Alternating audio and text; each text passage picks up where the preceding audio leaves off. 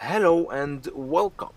No doubt, you should always take your car to a reliable mechanic to check it out for you.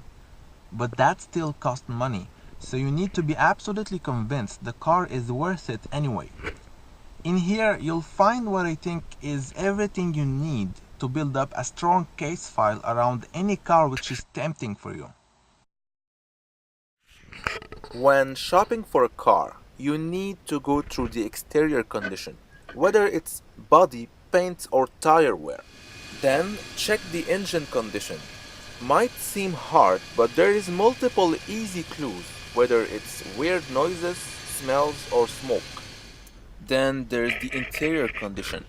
Probably the easiest one there because it's bad if it's usually mostly worn and dirty. But there's also some clues that can indicate crash and repair cases. We'll talk about those later. Then take it for a test drive. It's the only mean of communication for the car to express herself. Finally, check the mileage. It's the moment you're most familiar with the car. So let's start with the exterior condition. You're looking for inconsistency in the paint job. Panels that seems to be lighter or stronger in color than the rest of the car. Usually you need the sun to be shining bright in order to kind of see how the Paint light quality on plays this on the car. paint. First of all, it's a scratch almost everywhere. Scratches like this. And when I see a car like this, it usually indicates to me that this car has spent a lot of time in a garage. Uh, there is always people that, when it's parked for a long time inside a tight garage, for instance, a lot of people may come close to it and scratch it all the time.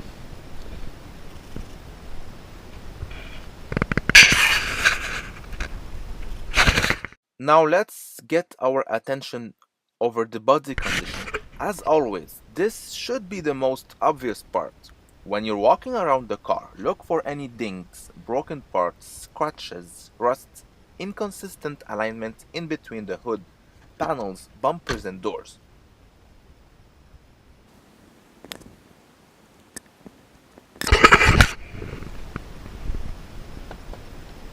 There is missing this kind of plastic cover, tail light cover. And so for a 2002 car, I do feel like it's at 1990 car. Seriously. This gas fuel door opener isn't closing. The wheels and tires. First of all, look and see if all four tires are the same make side? and model. Then, take a penny and insert it in between the tire tread. It will give you a rough estimation. And finally, check the rims for scratches, pothole damage, and faded paint. There's missing the Behind each wheel, you'll find mechanical components. Sometimes it's not so easy to take a look at. You'll need a very expensive $700 small accurate device. Your cell phone basically. Use it kind of like what I'm doing now. This tip will give you easy access to components such as front axle, ball joint.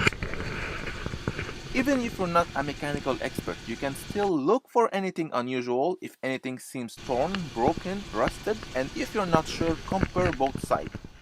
Now, the headlamps and tail lights. Check and see if the headlamps are becoming bluish and yellow. This is common with non-UV treated transparent plastic. With time and sunshine, they slowly degrade. This means either the car was sitting too long facing the sun or the car has spent most of its life on the road. This is why sometimes yellow blurred headlamps can give you a rough estimation on the actual mileage. Windows and sunroof. You want to verify that all the windows and the rooftop are closed tight and properly. The sunroof seems in a good condition, but while we're here, we notice that the four plastic that should be here are not there. So somebody took them. Moving on to the engine condition. Start it up and listen. Ideally, a cold start is the best way for checking an engine. If it's too rough, you know it's usually packing a big load of mileage. And try and listen for any weird ticking sounds, odd rattle, or knocking noise.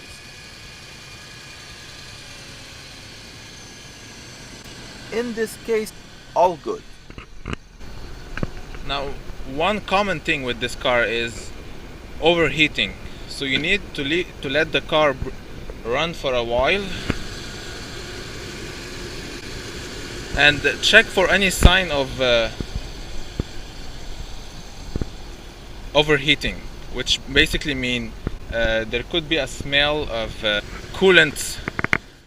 Don't forget to check for oil leak under the engine bay and rear differential.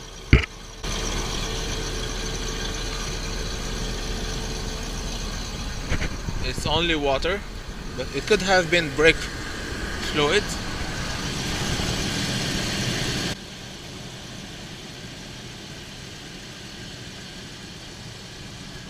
Then ask someone to rev up the engine a little bit so you can check the colored gas coming out of the exhaust.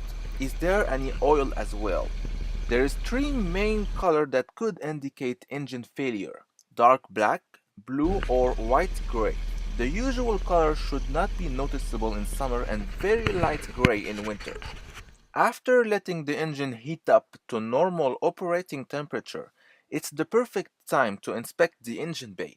So shut the car off and check and see if there is any weird smells, whether it's coolant fluid or burnt smell. Look for any steam or smoke all around the engine bay.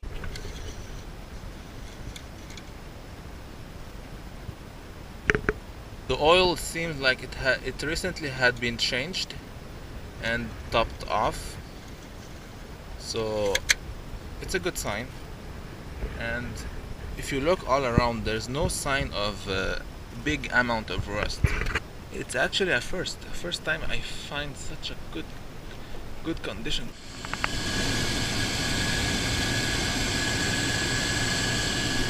Now you have to give it credit. When you see the alternator as well as the air condition compressor on the top of the engine, it usually indicates that the mechanical stuff of this car has been well engineered.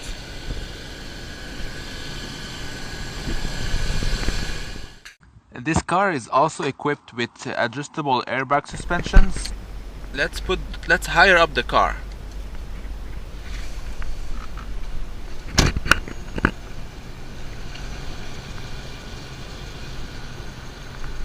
Actually, it's very good. I'm seriously surprised that they work. Let's try and put the car back down.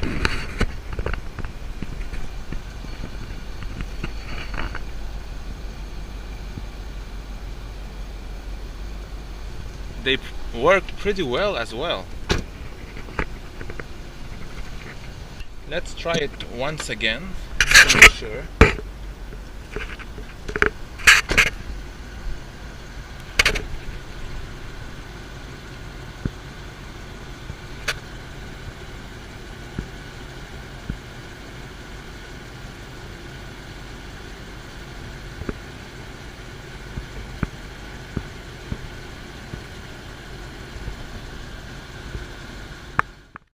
Let's move on to the third part from the investigation: interior condition. Look for any interior wear mark. This kind of cars, the mileage plays a big part in their values. So what we need to do is find clues all around that can justify the mileage. Look for any unusual wear and tear on the steering wheel, seats, switches. Any unusual condition could be caused by excessive use, which should indicate a relatively high mileage.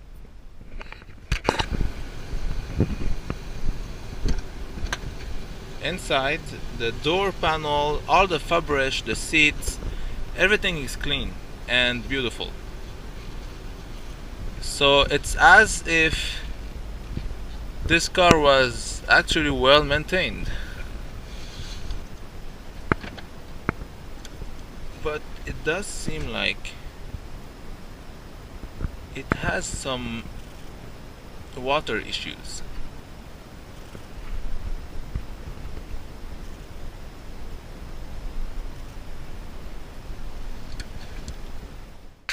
We talked earlier about clues indicating a crash and repair case. It's mainly the seat belts mixed with black mechanic kind of dirt. When a car gets into the hands of a cheap money-making mechanic, you'll most probably find black mechanic dirt all around the interior. Granted, it doesn't mean the car was crashed. The car might simply be in for cheap maintenance. A crash and repair case is most usually given away by the seat belts. See, seat belts are made in a specific way so they lock when the car gets into a crash, and they have to be replaced. They are kind of expensive to buy directly from the dealer because they usually come as a full kit because of safety measures, which makes it the perfect black market item, usually stolen parts. This is where it gets interesting.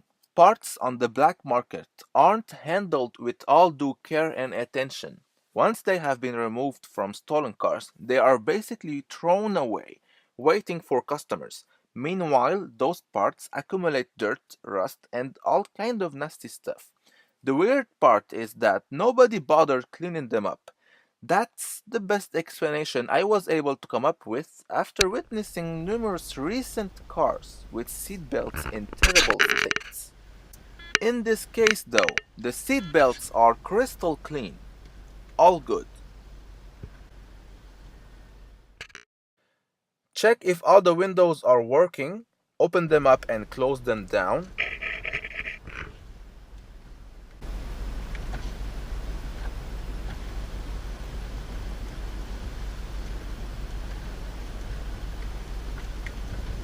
Everything is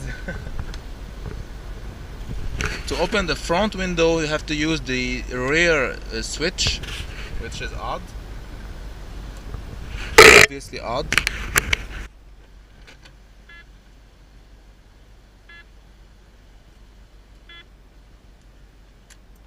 Don't forget to check if the windshield wipers show any malfunction. Now it's time for a test drive. I would suggest to drive it in city roads until it heats up, then take it on the highway. Make sure the radio is turned off and ask the salesman to remain quiet so you can focus on the car. The brake do seem like it's good and there is good pressure. After going through that smart chart thoroughly, you really should begin to have an idea on the actual mileage of the car, so check it out at the very end of your investigation. If the shown number makes you uncomfortable, walk away or try and get the best deal as fairly as possible. Don't forget to check and see if there is any cluster light indicating needed maintenance. ABS light is not working, is on, so I'll thank you for watching and hope you enjoyed. Whether you're looking to buy or to be entertained by nice car footage, I suggest you subscribe and scroll through the channel. There are many things which discusses many cars. Thank you, take care and goodbye.